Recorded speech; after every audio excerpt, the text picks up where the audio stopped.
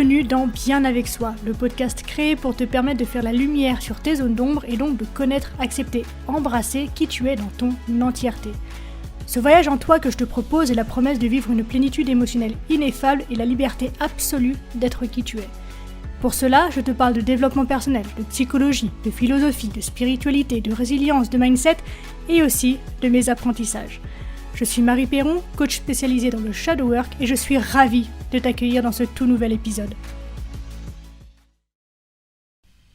Si tu es dans l'univers du dev perso depuis un petit moment maintenant, tu as forcément déjà entendu l'histoire des deux loups, une légende que l'on attribue à tort au peuple Cherokee et qui dit à peu près ceci. Un soir, un vieux sage amérindien et son petit-fils discutent devant le feu. « Grand-père, il y a un terrible combat dans mon cœur, avoua le garçon. Deux loups vivent en moi et s'affrontent. Le premier est bon, il vit en harmonie avec les autres loups. Il est rempli de joie, de confiance, de compassion et d'amour. Il ne veut de mal à personne, il ne se bat que lorsque c'est juste et absolument nécessaire. » « Et l'autre loup ?» demanda le grand-père. « Comment est-il ?»« C'est un loup peureux, envieux et agressif. Il est rempli de ressentiment et d'orgueil. La moindre contrariété le pousse dans un état de rage et il attaque, sans raison. Sa colère et sa haine sont si fortes qu'il est toujours en guerre contre tous. Ces deux loups se battent pour dominer ton esprit, dit le vieil homme. Mais tu n'es pas seul, mon enfant. Ce terrible combat a lieu en chacun de nous. Après un moment de silence, le petit reprend. Lequel de ces loups va gagner, grand-père ? Celui que tu choisiras de nourrir, mon garçon. Ça, c'est l'histoire telle que tu l'as sûrement lue ou entendue. Mais c'est aussi l'histoire racontée depuis notre culture judéo-chrétienne qui pousse au déni de ce qu'elle juge comme étant le mal. Il y a une autre version de cette histoire, avec une autre réponse de Papy Cherokee. Et la vraie réponse, pour moi, du vieux sage est en fait la suivante. Lequel de ces loups va gagner, grand-père ? Le vieux sage sourit, laissant apparaître de petites rides au coin de ses yeux. Après un temps, il répondit à son petit. Si tu les nourris correctement, ils gagnent tous les deux. Tu vois, si je ne nourris que le loup blanc, le loup noir se cachera dans le noir en attendant que je vacille pour bondir et envahir mon cœur de sa noirceur. Il demeurera en colère et continuera de se battre contre le loup blanc. Mais si je le reconnais lui aussi, alors les deux loups peuvent vivre heureux et nous serions tous en harmonie. Et oui, le loup noir possède lui aussi des qualités dont j'ai besoin et dont le loup blanc manque. La ténacité, le courage, l'intrépidité, la force de volonté et la débrouillardise par exemple. Alors que le loup blanc m'apporte plutôt de la compassion, des soins, du cœur ou encore la capacité de faire passer les besoins des autres avant les miens.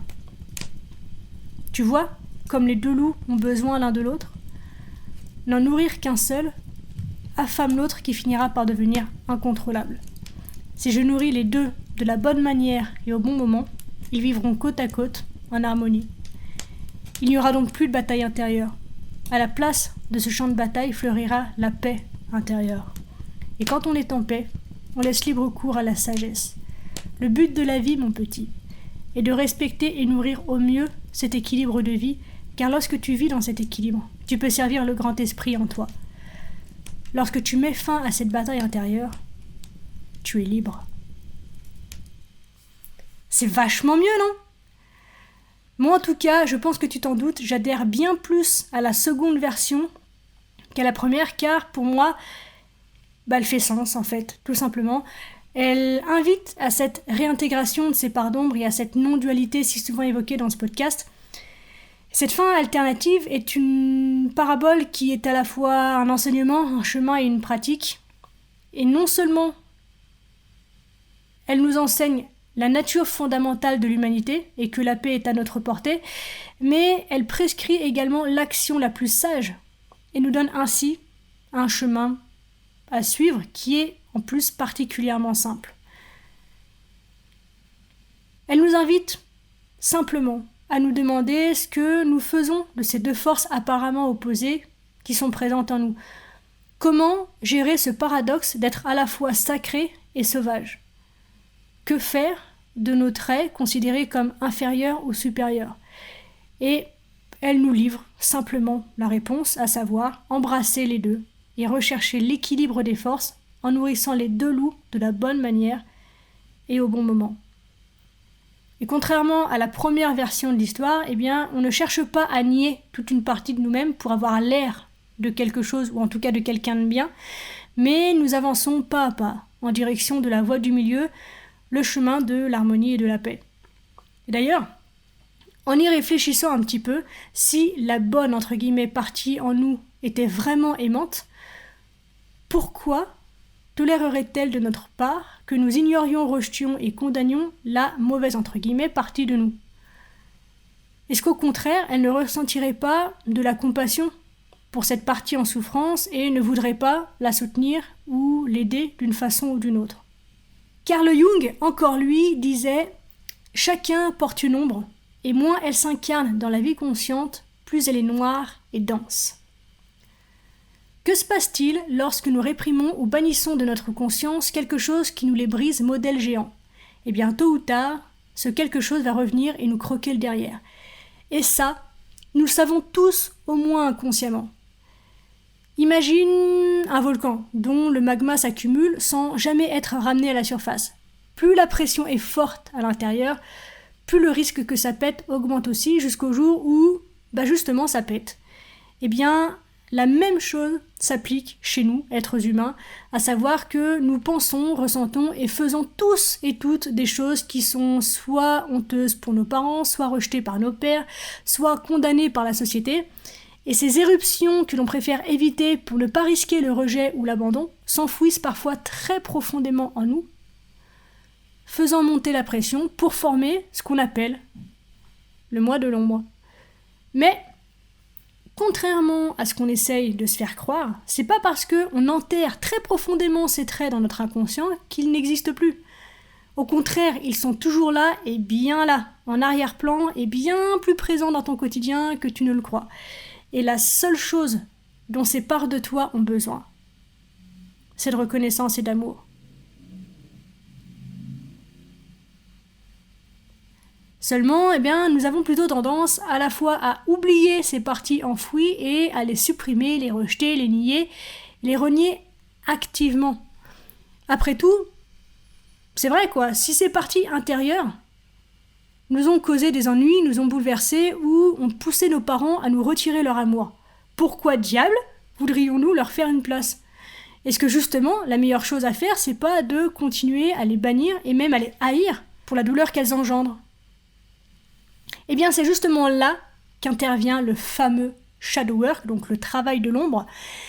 Et une fois encore, l'histoire des deux loups nous aiguille plutôt bien sur le sujet, puisque elle met bien en avant qu'éviter nos parts d'ombre, c'est pas une super bonne idée.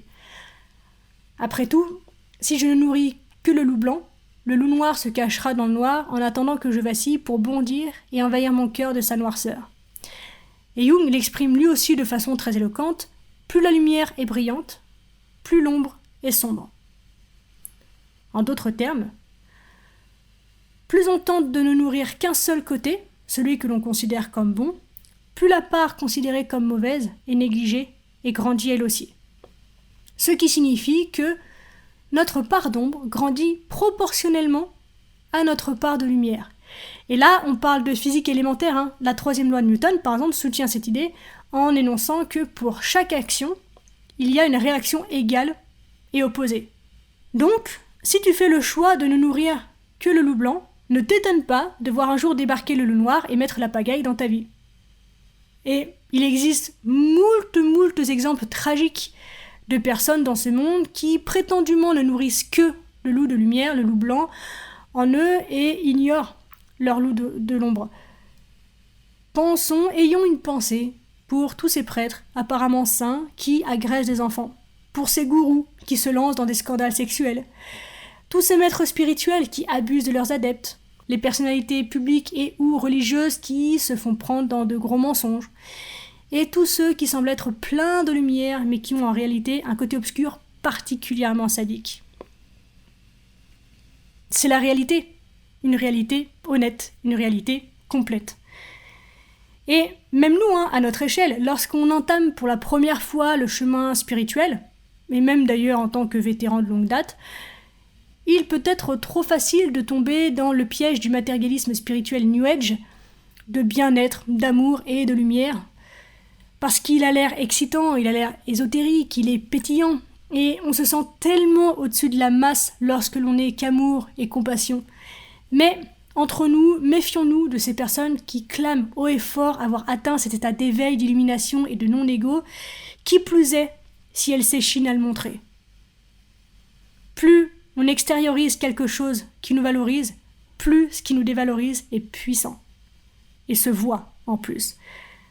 Et d'ailleurs, dans des dimensions moins extrêmes, ou en tout cas moins publiques, moins médiatisables, ne nourrir que le loup blanc peut mener tout simplement à des dépressions ou à des crises existentielles particulièrement douloureuses et profondes. Donc, finalement, comment nourrir les deux loups en nous ? Bien, encore une fois, il y a bien des manières d'y parvenir, mais l'idée générale, selon moi, celle que j'ai envie de te transmettre en tout cas aujourd'hui, serait dans un premier temps de dépolariser les notions de bien et de mal, parce que ce sont elles clairement qui clivent notre intérieur. Je ne vais pas te donner d'exemples de bien et de mal, parce que ce sont justement des notions qui soit sont subjectives, soit qui sont imposées. Donc tout ce qui est subjectif, remets-le simplement en question, en prenant en considération l'autre côté de la pièce en fait, pour te rendre compte que c'est là aussi et que y a plein de gens autour de toi qui expriment ce trait de caractère-là et que tu aimes, ou qui sont intéressants, ou qui peuvent être valorisés par leur entourage ou même par toi-même. Et si ce sont des polarités qui sont imposées par la culture, la société ou l'église, même si tu n'es pas croyant, crois-moi, ça fait partie de ton inconscient, donc ne rejette pas cette idée-là parce que de toute façon c'est là. Et lorsque c'est imposé, je t'invite une fois encore à les remettre en question et justement à te rendre compte de toutes les fois où ces personnalités qui prônent ce type de message font exactement l'inverse et qui pourtant continuent à être mises sur des piédestals ou qui ne sont pas forcément descendues pour autant. Et le but, c'est pas de justifier de mauvais comportements, c'est simplement de se rendre compte que toutes les parts sont là, à l'extérieur et à l'intérieur, et que toutes s'expriment d'une façon ou d'une autre à un moment ou à un autre. Ensuite, il s'agit de reconnaître et réintégrer justement les parts de soi que l'on a rejetées, et qui, comme je l'ai dit plus tôt, n'ont besoin de rien d'autre que de reconnaissance, de compassion et d'amour. Puisque ta part d'ombre est constituée de tout ce que tu n'as pas encore appris à aimer chez toi. Et pour ça, il y a plein de méthodes pour y arriver. Tu peux travailler en thérapie, tu peux travailler en coaching, tu peux travailler sur de la journalisation, tu peux travailler sur ton enfant intérieur, toutes ces méthodes en fait qui te poussent à aller plus profondément en toi sont d'excellents moyens d'aller à la rencontre de ces parts de toi et d'apprendre à les aimer. Et enfin, pour finir, laisse ces deux parts s'exprimer. Nourris chacune de ces parts au bon moment. Il y a des situations inévitablement dans lesquelles il est plus judicieux effectivement de faire appel aux compétences du loup blanc. Mais il y en a d'autres où tu vas avoir besoin des compétences cachées dans ton ombre. Et si tu rejettes cette part de toi, tu te retrouves dans des situations où tu es soumis, où tu n'es pas en accord avec toi-même, où tu t'auto-sabotes, tout simplement parce que tu ne veux pas, tu as décidé de ne pas faire appel aux compétences cachées dans ton ombre. Donc, apprends simplement à faire appel aux deux de manière sage en fait. Mais garde à l'esprit que sans acceptation ni reconnaissance, cet équilibre n'existe pas et le prix à payer n'est pas heureux pour toi. Donc, aime-toi et le reste suivra. On arrive déjà à la fin de cet épisode, merci de l'avoir écouté jusqu'au bout. J'espère qu'il t'a plu, si c'est le cas, n'hésite pas à me le faire savoir et à m'encourager en mettant un commentaire ou 5 étoiles sur Apple Podcast ou encore Spotify. Les témoignages, les interactions, ça aide simplement à mettre le contenu en avant et donc à agrandir la communauté et c'est vraiment super important pour moi, donc merci pour ta contribution. Dernière chose, si tu as envie de me poser des questions, d'interagir avec moi ou de me soumettre des sujets que tu aimerais que j'évoque dans ce podcast, n'hésite pas à me le faire savoir en privé sur Instagram, le lien se trouve dans la description. On se retrouve très vite dans un tout nouvel épisode, d'ici là bien sûr, prends soin de toi, Sois reconnaissant envers la vie et surtout n'oublie jamais que tu es la personne la plus importante de ta vie et que de ce fait, tu mérites ce qu'il y a de meilleur. Je nous aime, à la revoyure.